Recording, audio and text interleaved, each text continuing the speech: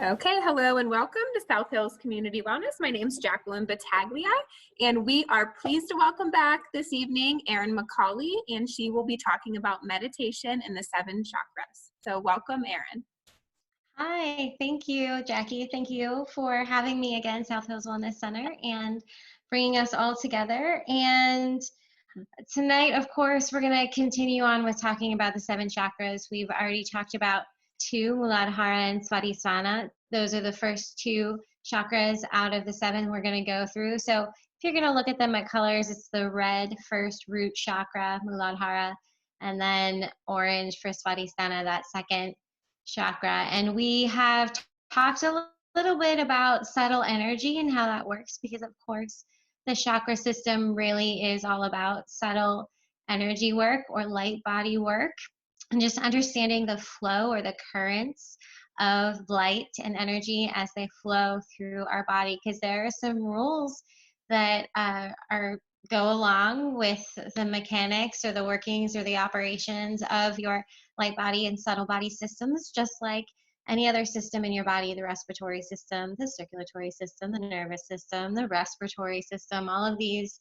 things are connecting and interwoven together. And this is just basically, I think of it as the electrical system, where your electricity is going through your body, and it really regulates your emotions and the flow of energy, keeping your life force going, how vital you feel, how alive you feel, and how in alignment with your own divine path you truly are. And when I use the word divine, I really think of it just as something that is planned out. And I'm going to start out talking today a little bit about physics, because sometimes people have trouble really accepting the idea of a chakra system because it doesn't seem to align with any proven science, but it really does align with a lot of studies into quantum physics. And so I wanted to start talking about some information that you can find in this book called The Field, which I really enjoyed. It's by Lynn McTaggart, and she just really talks about how there's been a trend in science to kind of talk about this survival instinct, survival of the fittest, and just kind of a really mechanical idea of evolution, where there's nothing that has anything to do with what's happening step by step on Earth. There's not a whole lot of correlation to macro and micro in these scientific studies, but there are some scientists who really got into that sort of thing, like Albert Einstein, and I really like some of the things that he had to say. And he actually said, there's a quote from him that says, "The field is the only reality." So in this book, The Field, it kind of goes along those lines. This woman just talking about her studies in understanding and having some awareness of how everything is connected and interwoven. And the idea, the basic idea behind quantum physics, I guess you could say, is these subatomic particles that exist everywhere. They have no meaning in isolation, and they only have value and meaning in relationship with everything else. And there's another rule in quantum physics where observation is what makes your reality. It's really about your perspective, and that's something that we study a lot of in these sciences relating to the chakra system through yogic practices and breath work. It's really about calming your physical senses, and we talked a lot about these 3 different kinds of bodies that we go through, these to get to your subtle energy body, and this physical body where you have the ability to touch, see, sense, smell, and then how you're actually sensing those things in your body is the next level of subtle energy, and how you translate that through light and connect it to everything else is the next level. And those 3 levels of subtle energy work in your own body. We also connect to simply by making the sound Om. That vibrational sound is supposed to represent those 3 different states, going from physical to light and connecting to the rest of the universe. And just understanding those different levels of subtle energy are what we're doing when we're meditating. We're just trying to tap into it, kind of figure it out and feel it. And feeling subtle energy can be just like feeling a stream running through your body. It can feel like heat. it can feel like some cool energy, and it can feel like an emotional energy. So it's really for you to interpret and to kind of figure out as we go through some of these meditations that we'll get to shortly, and kind of figure out how you are feeling, and I've talked about this before too, fitting as your puzzle piece in this rest of the whole universe jigsaw puzzle, because we really are just one piece in this lifetime energetically to form a picture in each moment. So I also work a lot in theater, and sometimes I think of these moments in time like what we're going through right now in 2020 with these interesting quarantine changes in habit as a tableau, which is just like you can almost like freeze frame everything right now because it's so unique, and you could really tell a lot just by one picture of, you know, how everyone is living at home. Like take one picture of your day out of your day, and it could probably speak more than you know, a lot of your own words throughout the day talking about your feelings, just looking at how you're holding yourself or how you're walking through your day, or just paying attention to these small little details about how you yourself are existing in the world. This understanding of yourself is really what we're working on when we're going into meditative practices. You're trying to ground through your own energy, through your own currents in your body to connect to the rest of the field, and then you become really aware of everything else like you've become aware of yourself. Not only are you able to understand, define, express, connect to, relate to your own feelings with ease, but you can then interact with everyone else at such a heightened level. We call it you're vibing higher when you are in alignment with yourself. So that's why I love studying the chakra system and the subtle energy body. It really has a connection to physics and science through the quantum field.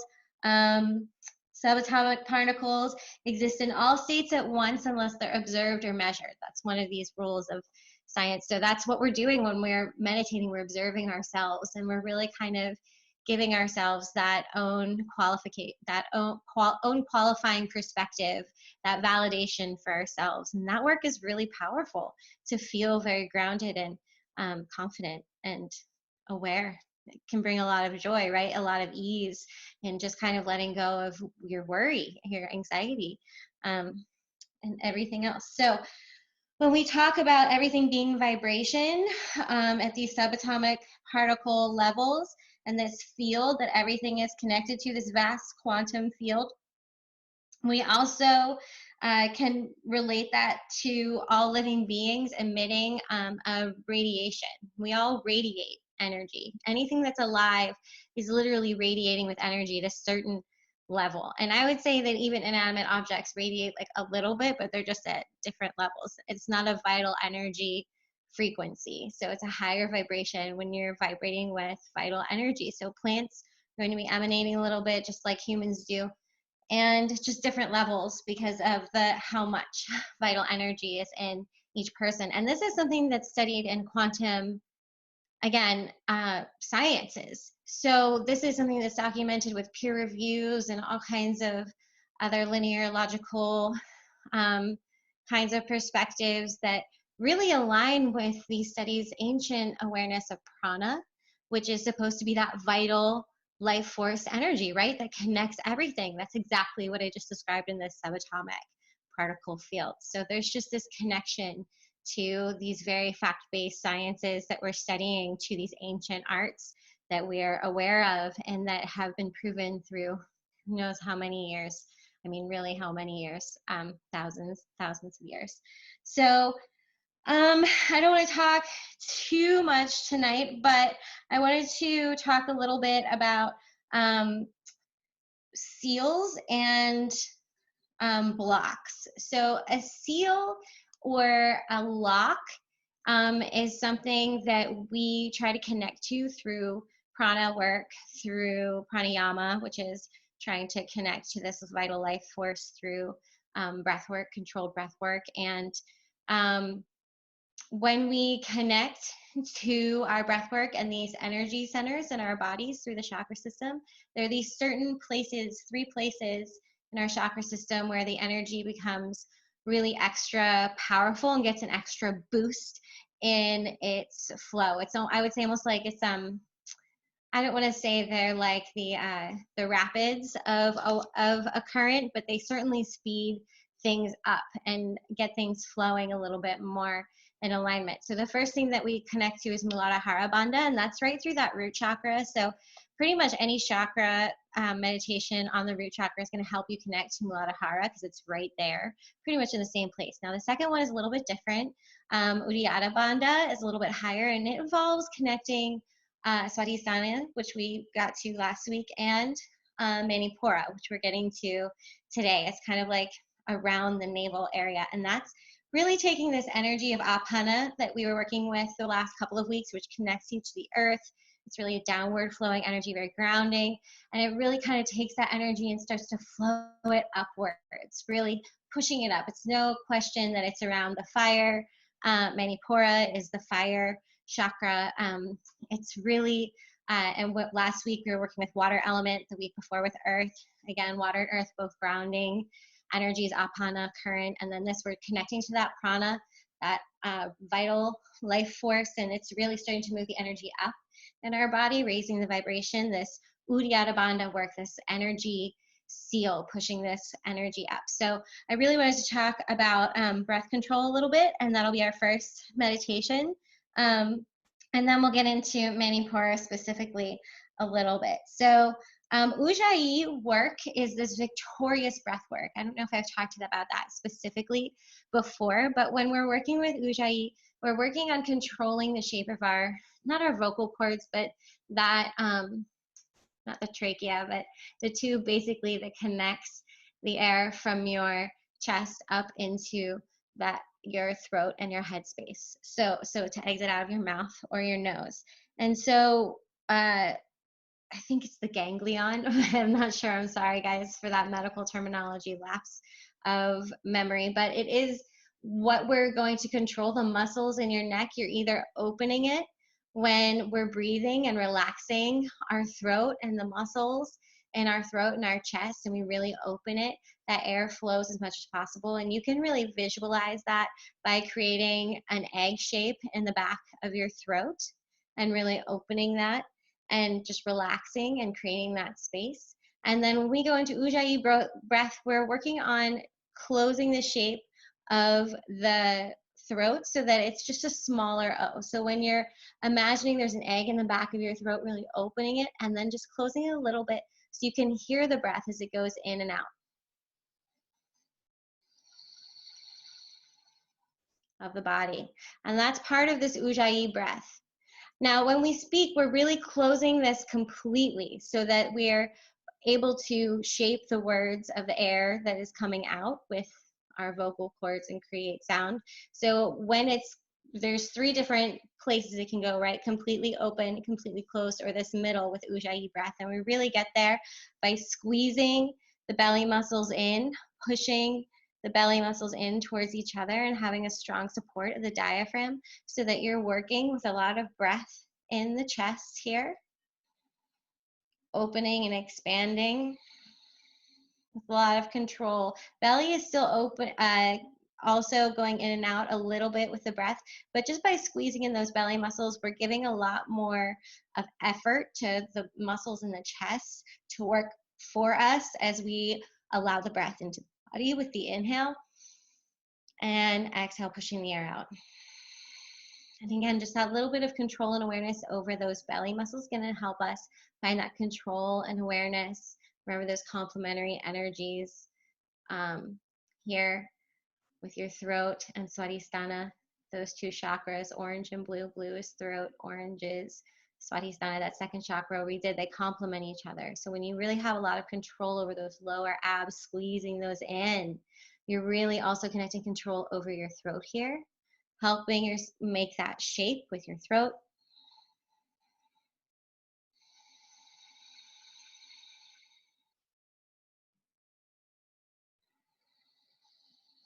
You can close your eyes and really listening to the sound here as you feel the breath going up and down the pathway of the throat.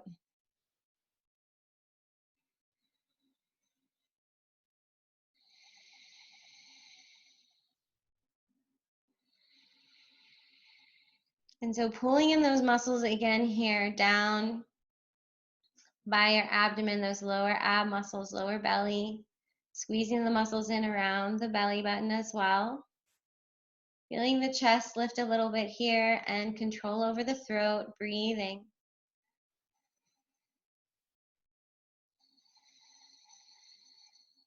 Just adding that audible quality to your breath and that control, that extra work and micro awareness of the body here as you work.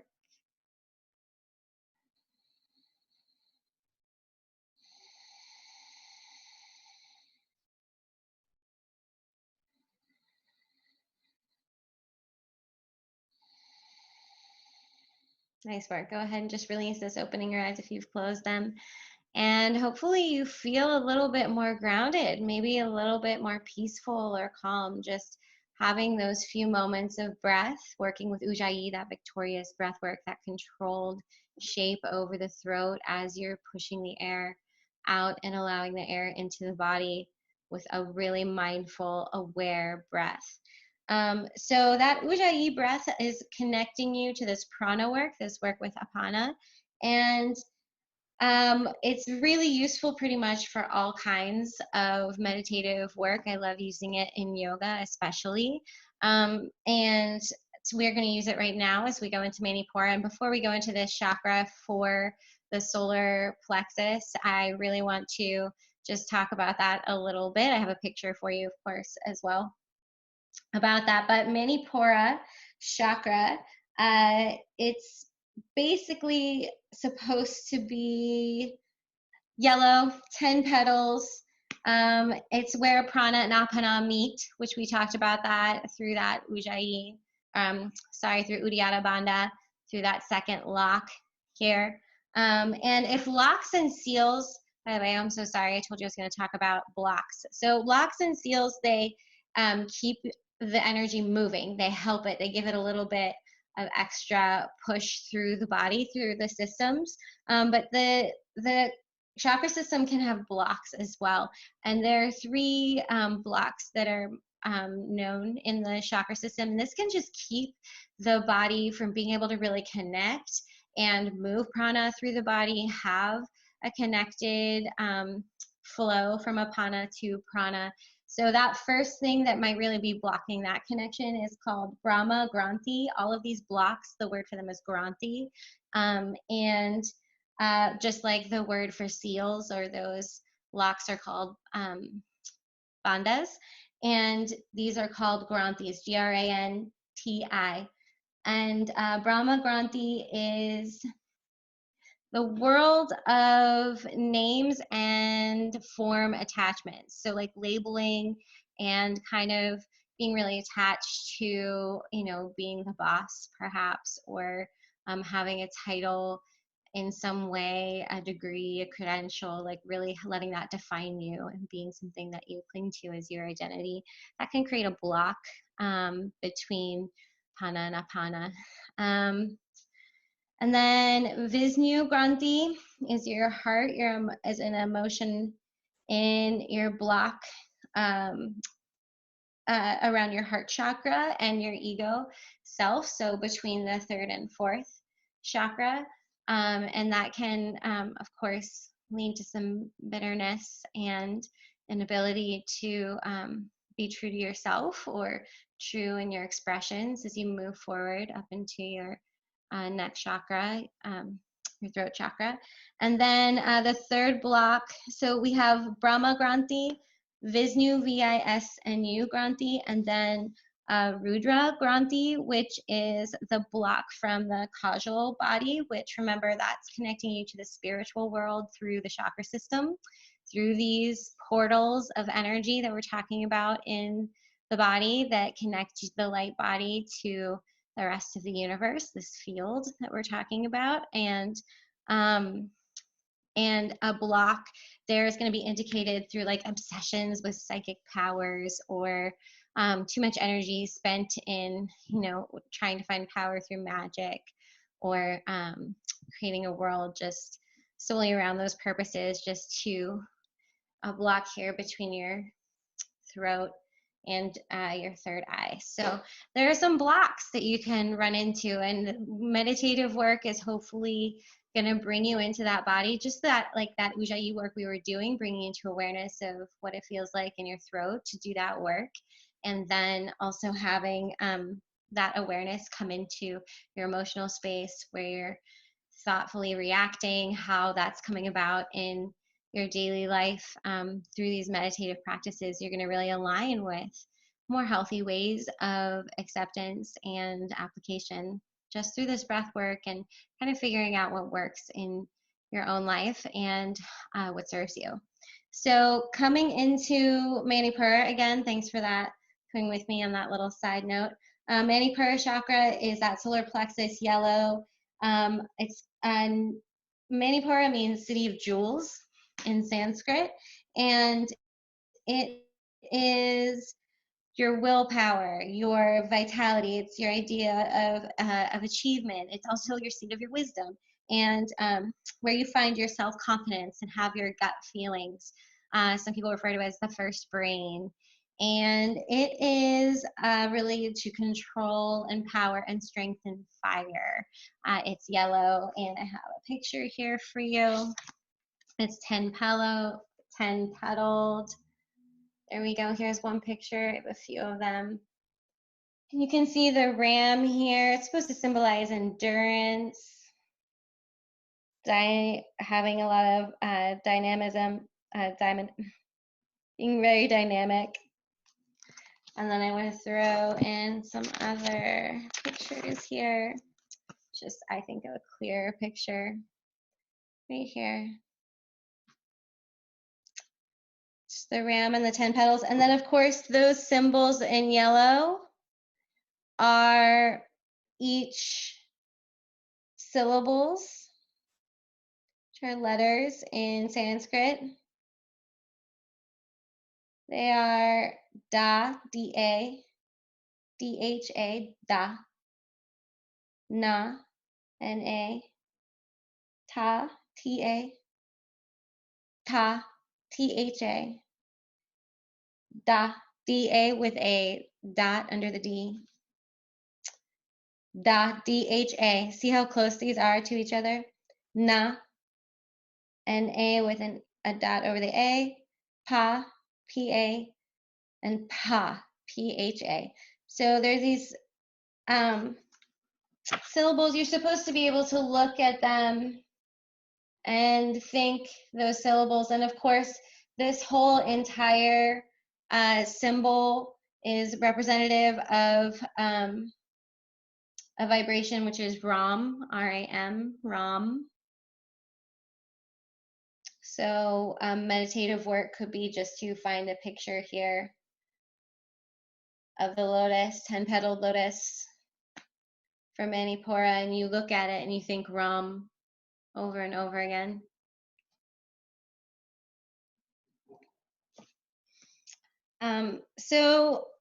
This is also often a place where when we're imbalanced, we have a lot of frustration or anger or difficulty keeping our cool, and that can also translate into anxiety and depression. So it can really be worth it to give a little bit of extra attention to Manipura. So before we go today, just one final meditation here.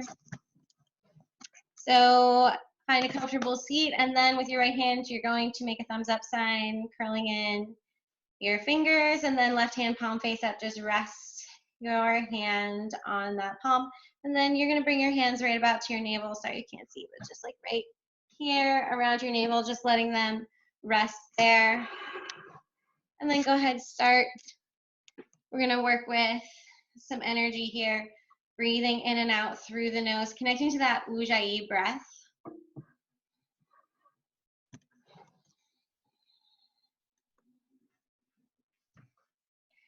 Just a little bit of work here. So as we're sitting here breathing with our hands in this position, in and out through the nose, connecting to that mindful, audible breath, Ujjayi victorious breath.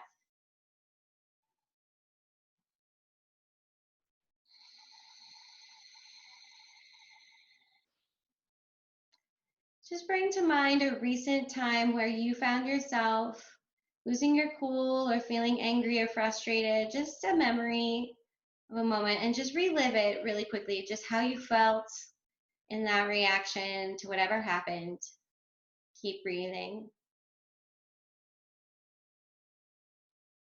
And after you have found that feeling again, go ahead and relive that moment and rewrite how you react. So take that feeling and just imagine, pretend you reacted calmly or differently.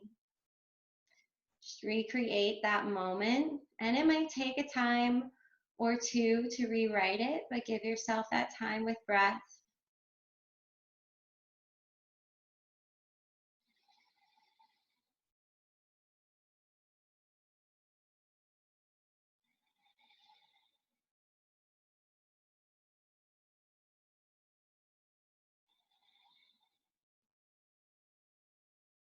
And once you've discovered a calm or peaceful or just different reaction that you like better, really replay that a couple of times.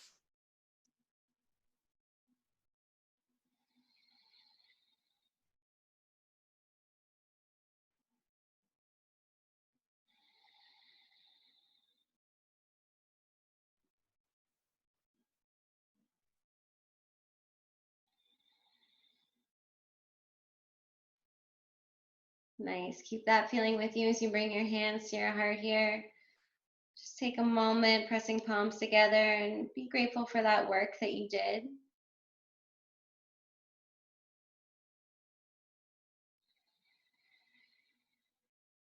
Okay, so you can bring your thumbs to your third eye here. Namaste. That means the light in me honors the light in you.